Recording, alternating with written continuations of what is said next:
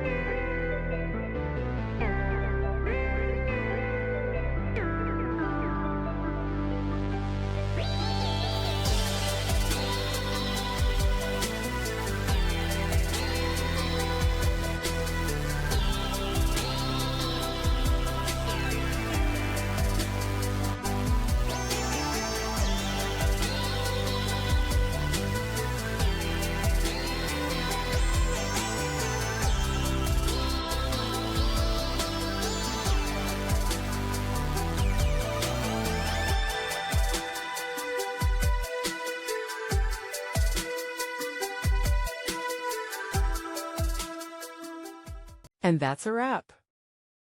I hope you found the answer you were looking for. If you did, take a second to hit that subscribe button. It really helps out. And let me know in the comments which solution worked best for you. See you next time in the debug zone.